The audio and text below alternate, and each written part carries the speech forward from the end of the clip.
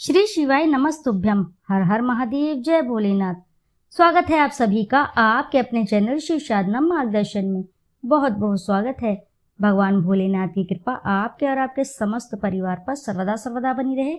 दोस्तों, आज की इस वीडियो में मैं बात करूंगी दीपक जलाने का क्या है तरीका, किस दिशा और किस मंत्र के साथ दीप प्रज्वलित करना चाहिए और दीप जलाने से क्या होता है और दीप जलाने से हमें क्या लाभ मिलता है और दीप जलाने से जीवन पर हमारे क्या प्रभाव पड़ता है। समस्त जानकारी आपको मैं इस वीडियो द्वारा देने वाली हूँ। तो दोस्तों, आज की इस वीडियो में हम दीपक के लाभ के बारे में जानेंगे। दीपक का हमारे जीवन में क्या महत्व है, दीपक जलाने से हमारे जीवन में किस तरह बदलाव आता है, इस प्रकार की मैं आपको जानकारी आज की वीडियो में देने वाली हूँ। देखिए दोस्तों, दीपक यानी अग्नि का वो छोटा स्वरूप जो देव शक्ति का प्रतीक माना जाता है। सदियों से पूजा आराधना में दीपक जलाए जा रहे हैं, इसीलिए दीपक को जलाने का शास्त्रीय विधान धर्म शास्त्रों में लिख दिया गया है। मान्यता है कि मन्नत का बस एक दीपक जलाने से न केवल भगवान खुश होते हैं बल्कि आपकी हर मनोकामना पूरी होती है। रोजाना हम सुबह शाम की पूजा में दीपक जलाते हैं। किसी भी पूजा आराधना में बिना दीपक के पूजा उपासना संपन्न नहीं होती है। हम तीर्थ स्थानों पर जाते हैं तो दीपदान करते हैं। मंदिरों में रोजाना दीपक के जरिए ही भगवान की आरती और वंदना भी करते हैं।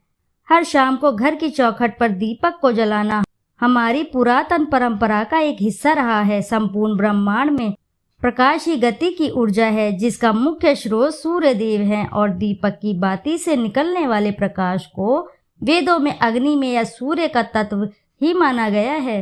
देवी देवताओं की पूजा में दीपक जलाने का विशेष महत्व है। जो लोग विधि विधान से पूजा नहीं कर पाते हैं वे भगवान के सामने सिर्फ दीपक भी जलाकर पूजा कर सकते हैं। दीपक से आरती की जाती है, आरती के बाद ही पूजन कर्म पूर्ण होते हैं। दीपक के आध्यात्मिक महत्व को तो आपने समझ ही लिया है इसी प्रकार, इसलिए चलिए अब आपको मैं बताती हूँ कि आखिर दीपक को जलाने का शास्त्रीय विधान क्या है। पूजा में हमेशा साफ दीपक का ही इस्तेमाल करें। पूजा में कभी भी खंडित दीपक का प्रयोग नहीं करते हैं। घी के दीपक में सफेद रुई का इस्तेमाल करना चाहिए।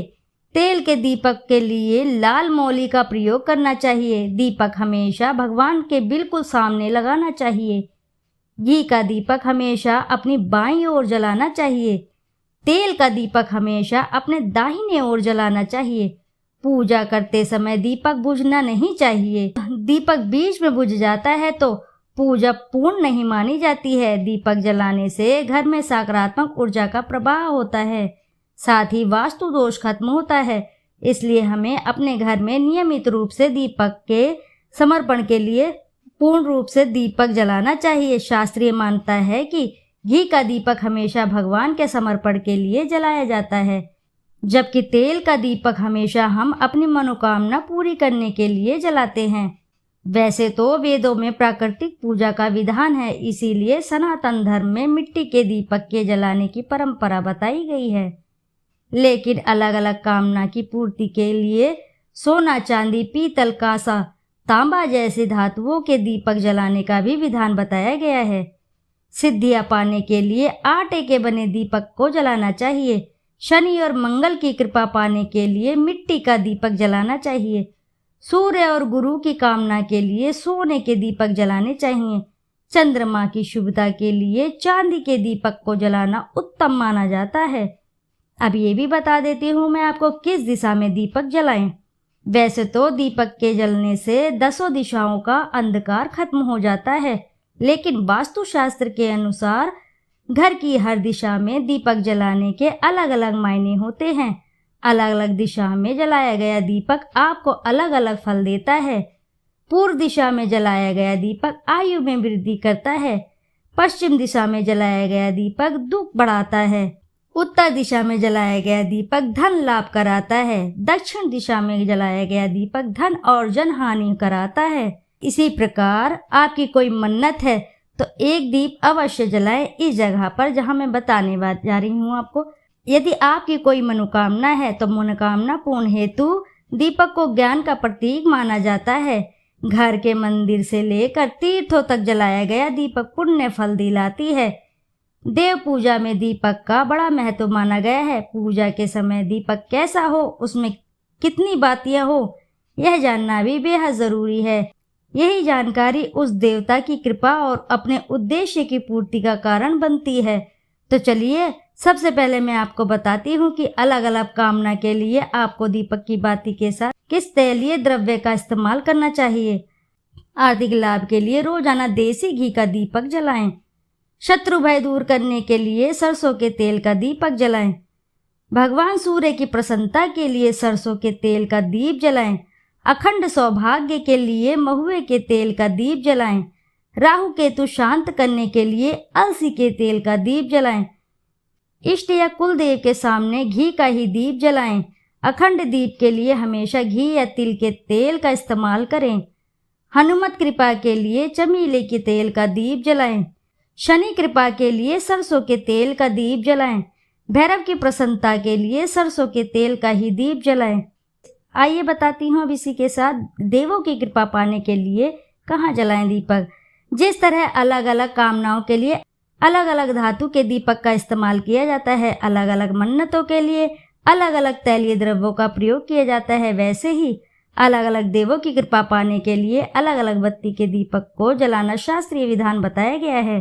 कुल देवता या इष्ट देव की कृपा पाने के लिए एक बत्ती का दीपक जलाएं। माँ भगवती की आराधना में 2 बत्ती का दीपक जलाएं। माँ सरस्वती की पूजा में 2 बत्ती का दीपक जलाएं। प्रथम पूजनीय गणपति की कृपा पाने के लिए 3 बत्ती का दीपक जलाएं। भैरव का प्रसन्नता के लिए 4 मुखी का दीपक जलाएं। मुकदमे में विजय और कार्तिकेय की प्रसन्नता के लिए पंचमुखी का दीपक जलाएं। माँ लक्ष्मी की कृपा पाने के लिए 7 मुखी वाला दीपक जलाएं। भगवान शिव की प्रसन्नता के लिए 8 मुखी वाला दीपक जलाएं। दशावतार की प्रसन्नता के लिए 10 मुखी वाला दीपक जलाएं। भगवान विष्णु की प्रसन्नता के लिए 16 मुखी वाले दीप जलाएं। इसी प्रकार ये भी मैं बताती हूँ आपको पुराणों में किस प्रकार दीप जलाने का वर्णन किया गया है। धार्मिक शास्त्रों के अनुसार दीपक का दान करने या दीप को जलाकर देव स्थान पर रखना ही दीप दान कहलाता है। वैसे तो हम जानते हैं कि दीपक को उन्हें नदी में ही प्रवाहित करना दीप दान कहलाता है। कहा जाता है कि यह प्रभु के समक्ष निवेदन प्रकट करने का एक धार्मिक तरीका होता है। पद्म पुराण से लेकर अग्नि पुराण में दीप दान कैसे करें और कहाँ करें, इस बात की भी व्याख्या मिलती है। अग्नि पुराण में बताया गया है कि जो मनुष्य देव मंदिर अथवा ब्राह्मण के गृह में दीप दान करता है वह सब कुछ प्राप्त कर लेता है। पद्म पुराण के अनुसार मंदिरों में और नदी के किनारे दीप दान करने से लक्ष्मी जी प्रसन्न होती है। दुर्गम स्थान या भूमि पर दीप दान करने से व्यक्ति नरक में जाने से बच जाता है। चलिए अब आपको बताती हूँ कि दीप दान कब कब करना चाहिए। सभी स्नान व पर्व और व्रत के समय दीप दान किया जाता है। नरक चतुर्दशी और यम तृतीया के दिन भी दीप दान करने का विधान है। दीपावली, अमावस्या और पूर्णिमा के दिन भी दीप दान करने का अधिक महत्व बताया जाता है। कार्तिक मास में किया गया दीप दान माँ लक्ष्मी की कृपा दिलाता है। आखिरकार आपको किसी भी पुण्यकारी तिथि पर दीपदान कैसे करना चाहिए ये भी मैं बताती हूँ आपको। दीपदान के लिए मिट्टी, तांबा, पीतल, चांदी या फिर सोने का दीपक लें। दीपक को अच्छी तरह से साफ कर लें। मिट्टी के दीपक को पहले पानी में भिगोकर सुखा लें। प्रदोषकालीन सूर्यास्त के बाद दीपक, तेल, गाय, घी, बत्ती, चावल अथवा गेहूं लेकर मंदिर जाएं। घी के दीपक में रुई की बत्ती का प्रयोग करें। तेल के दीपक में लाल धागे कलावे की बत्ती लगाएं। दीपक में हमेशा चावल, गेहूं, सप्त धान्य को आसन दें। उसके बाद एक तेल का दीपक शिवलिंग के समक्ष रखें। दूसरा गाय के घी का दीपक श्री हरि नारायण के समक्ष रखें। उसके बाद दीपक मंत्र पढ़ते हुए दोनों दीप प्रज्वलित करें। दीपक को प्रणाम करें। दीपक जलाने का मंत्र है, हिंदू धर्म में हर मांगलिक कार्य के लिए मंत्र है। कोई भी शुभ कार्य करने के दौरान इन मंत्रों का उच्चारण किया जाता है। उसी प्रकार शाम के समय घर पर दीपक जलाते समय मंत्र का उच्चारण करना चाहिए। ऐसा करने से जीवन में कल्याण होगा और लाभ मिलेगा। दीपो ज्योति परम ब्रह्मा, दीपो ज्योति जनार्दन, दीपो हर्तु में पापम, संध्या दीपो नमस्तुते, शुभम करोति कल्याणम, आरोग्य धन संपदाम, शत्रु बुद्धि विनाशये, दीपकाय नमस्तुते। दीपक जलाते समय इस मंत्र का उच्चारण करने से कई विशेष लाभ मिलते हैं। तो आप भी शास्त्रीय विधान से दीपदान कीजिए और अपने जीवन को प्रकाशित करिए। तो दोस्तों, आशा है कि जानकारी से आपको लाभ अवश्य ही प्राप्त होगा। यदि जानकारी आपको अच्छी लगी है तो वीडियो ज़रूर लाइक करें और साथ ही चैनल को सब्सक्राइब करें। एक बार अपनी सच्ची श्रद्धा से कमेंट बॉक्स में जरूर लिख दें, हर हर महादेव, जय भोलेनाथ। फिर मिलते हैं आपसे ऐसी ही किसी नई जानकारी के साथ। जब तक के लिए नमस्कार।